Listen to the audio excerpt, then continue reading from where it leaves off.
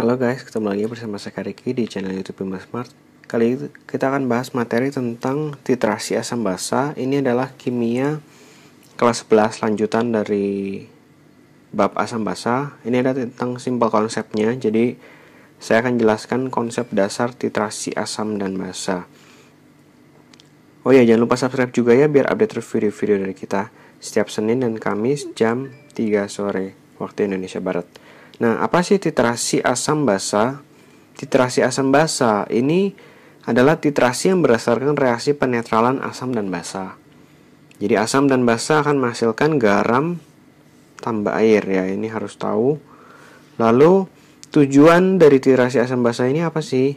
Tujuannya adalah untuk mengetahui kadar atau molaritas dari asam atau basa. Atau salah satunya lah antara asam atau basa. Yang salah satunya harus dikasih tahu. Salah satunya kita bisa cari. Nah, ada istilah yang pertama titik ekivalen. Titik ekivalen adalah pH saat asam dan basa tepat habis bereaksi. Ini secara teoritis. Ya, secara teoritis, perhitungan gitu ya.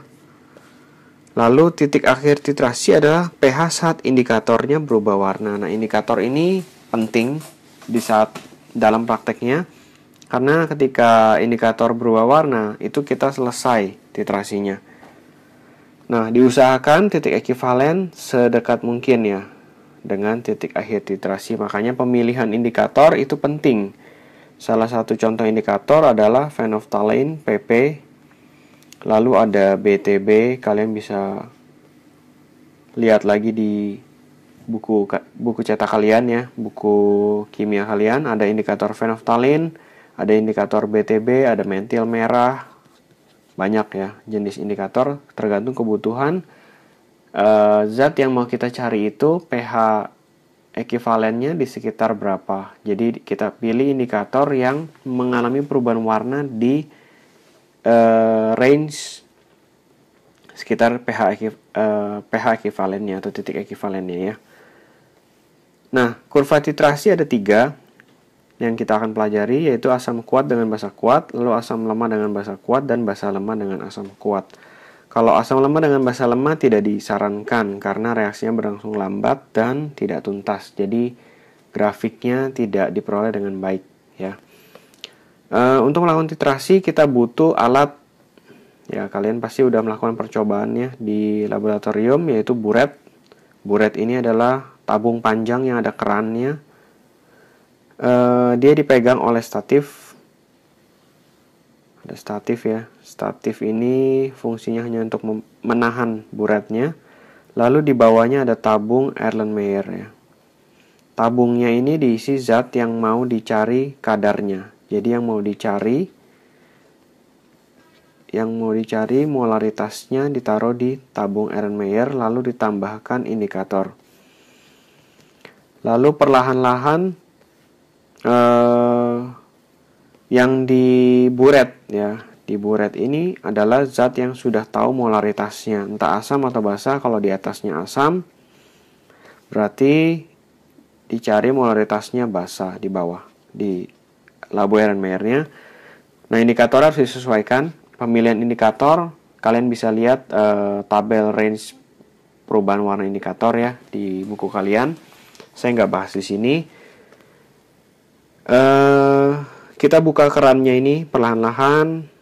Awalnya ini kan asamnya diisi sampai penuh dulu ya, 50 ml biasanya atau 100 ml. Lalu kita buka kerannya ini perlahan-lahan, tetes demi tetes, lalu sambil kita goyang-goyangkan si labu Erlenmeyernya ini sampai satu tetes indikatornya berubah warna dan tidak kembali lagi ke warna semula, tidak bening. Misalnya dari bening ke merah, itu phenolphthalein ya. Lalu saat satu tetes warnanya merah muda dan dikocok-kocok tidak berubah lagi menjadi bening, nah itu artinya titrasinya sudah selesai. Kita bisa catat volume yang diperoleh di buret ini berapa mililiter. Dengan perhitungan konsep mol, kita bisa peroleh molaritas dari basa yang akan kita cari ya. Biasanya rumusnya pakai M1 V1 kali valensi sama dengan M2 kali V2 kali valensi. Mungkin nanti lebih jelas kita akan bahas di contoh soalnya ya. Di sini saya akan bahas kurva titrasi. Yang pertama ada asam kuat dengan basa kuat. Nah, kalau yang disebutkan duluan asam kuat, artinya asam kuat ini yang di labu Erlenmeyer. Ya, labu Erlenmeyer. Dia ada di labu. Nah, basa kuatnya berarti yang di buretnya. Yang kita ukur pH-nya itu yang di labu. Jadi yang bisa kita cek pH-nya adalah pH yang di labu Erlenmeyer. Jadi karena dia asam kuat, startnya dari bawah. Ya, lalu dia akan drastis naik. Titik ekivalennya pasti di angka 7 karena dia asam kuat basa kuat. Lalu kalau kalian tambahkan terus si basa kuatnya, dia pH-nya akan menjadi basa kuat, ikut menjadi basa kuat. Nah, kalau dibalik berarti basa kuat ditambah asam kuat gitu ya. Kurva titrasinya itu berarti kebalik, dari atas akan turun ke bawah. Karena yang kita lihat pH-nya itu yang di labu. Nah, ini basa kuatnya di labu Erlenmeyer, asam kuatnya yang di buret. Jelas ya? Di buret udah tahu molaritasnya, yang di labu yang kita mau cari. Jadi grafiknya kebalik. Jangan bingung, yang disebut duluan itu yang di labu Erlenmeyer. Dia akan start dari, kalau asam ya start dari bawah, kalau basa startnya dari atas. Contohnya asam kuat dengan basa kuat ya, HCl ditambah NaOH gitu ya. Berarti yang kalian catat di sini volume basa kuatnya NaOH. Nah, dalam mililiter ya. Kalau ini contohnya kebalik berarti. NaOH misalnya dengan H2SO4 lah. Berarti yang kalian catat adalah volumenya H2SO4. Yang berkurang atau yang terpakai di buret berapa banyak. Kurang lebih begini, kurva titrasi dari asam kuat dan basa kuat, pasti netralnya atau ekivalennya di 7. Diusahakan perubahan warna sedekat mungkin dengan 7. Karena kalau dia berubah warna sebelum 7, artinya kita udah selesai tuh. Nggak akurat molaritas yang diperoleh ya. Pasti antara percobaan dengan perhitungan teori ada perbedaan. Banyak faktor, salah satunya indikatornya harus murni, nggak boleh tercemar. Lalu juga labu sama buret harus benar-benar bersih, nggak ada zat pengotor, sehingga perubahan warna indikatornya benar-benar tepat saat dia ekivalennya atau saat dia pH yang diperoleh saat perubahan warna tersebut ya. Yang kedua dari asam lemah dengan basa kuat, berarti yang di labu Erlenmeyer adalah yang asam lemah. Mula-mula asam. Lalu yang di buret adalah basa kuatnya nih. Berarti mula-mula dia asam lemah. Kalau asam lemah nggak akan serendah si asam kuat ya. Asam kuat di bawah sekali, asam lemah nggak akan serendah si asam kuat. Jadi mungkin sekitar 3 pH-nya gitu, kurang lebih. Misalkan, lalu dia akan mengalami daerah yang namanya daerah larutan penyangga. Ya, daerah sini kurang lebih stabil. Ini adalah larutan penyangga atau larutan buffer. Kalian udah belajar tentang buffer ya. Ini adalah buffer yang bersifat asam karena asam lemahnya masih banyak molnya, menghasilkan basa konjugasi karena dia bereaksi dengan basa kuat. Lalu saat ekivalen ya, pH-nya pasti lebih dari 7. Kenapa? Karena garamnya adalah garam bersifat basa. Contohnya kalau kita punya CH3COH dititrasi dengan NaOH, hasil akhirnya adalah CH3COONA dengan H2O. Nah, CH3CONA ini adalah garam yang bersifat basa. Dia terhidrolisis C3CO-nya menghasilkan ion OH-. Ya, kalian bisa cek di bagian hidrolisis, video tentang hidrolisis. Lalu setelah dia ekivalen, dia akan menjadi ikut pH-nya menjadi basa kuat. Jelas ya. Kalau dibalik basa kuat dengan asam lemah, kurvanya juga kebalik berarti. Tapi jarang ya yang asam kuat ditambah dengan basa lemah. Ini lebih sering adalah asam lemah dengan basa kuat. Lalu yang berikutnya basa lemah dengan asam kuat. Berarti basanya yang lemah ada di di labu. Asam kuatnya ada di buret. Nah, di sini startnya berarti dari basa lemah. Ya, yang kita cek yang di labu ini basa lemah yang nggak sampai 14, dia mungkin sekitar 11 atau 12 gitu ya. Lalu dia akan mengalami daerah buffer lagi ya. Ini daerah buffer basah berarti.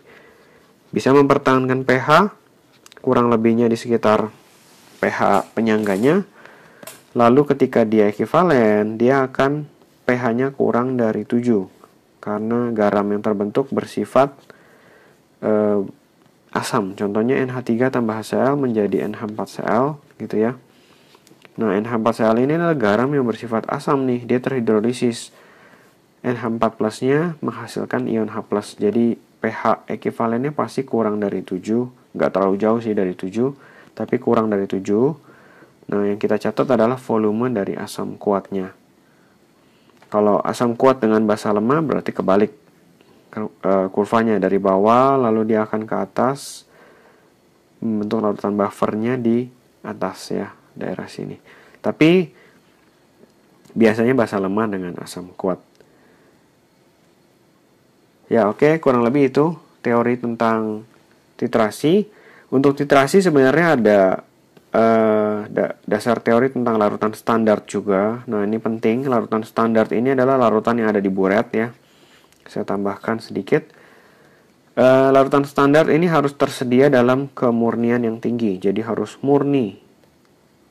Ciri-ciri larutan standar ya. Harus murni, lalu dia tidak higroskopis. Kalau higroskopis dia menyerap air ya. Ini nggak boleh menyerap air. Tidak higroskopis. Tidak bereaksi dengan udara, lalu memiliki MR yang tinggi, sehingga lebih teliti dalam penimbangan. Ini buat bikin larutannya. Larutan awalnya, larutan standar dibuat dari ditimbang zat padatnya, dilarutkan dalam air, lalu bersifat stabil, tidak mudah terurai. Kalau NH4OH kan bisa terurai jadi NH3 tambah H2O, itu ini nggak boleh ya, nggak boleh dipakai. Lalu harganya relatif murah. Ya, penting harga ya. Harganya murah.